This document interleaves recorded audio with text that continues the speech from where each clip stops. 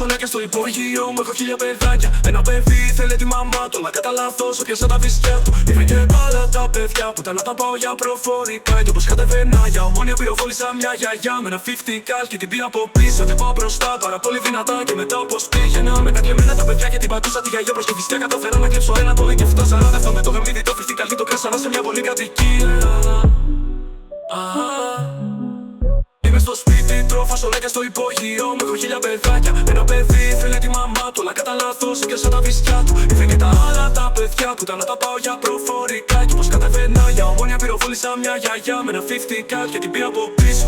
Στα πάρα πολύ δυνατά και με το πως πήγαινα με τα κλεμμένα τα παιδιά και την πατούσα τη γιαγιά προς τη φυσιά. Κατάφερα να κλέψω ένα Boeing 747 με το γαμίδι το 50 cal και το κράσανα σε μια πολύ κατοικία. Είμαι στο σπίτι, τρώω φασολάκια στο υπόγειο μου, έχω 1000 παιδάκια. Ένα παιδί θέλει τη μαμά του, αλλά κατά λάθος έπιασα τα βυζιά του. Ήρθαν και άλλα τα παιδιά που τα να τα πάω για προφορικά. Και όπως κατεβαίνα για ομόνια πυροβόλησα μια γιαγιά με ένα 50 cal και την πήρα από πίσω. Την πήρα από πίσω, την πήρα από πίσω. Πριν το κλαμπ και την πήρα από πίσω. Πήρα από πίσω, την πήρα από πίσω.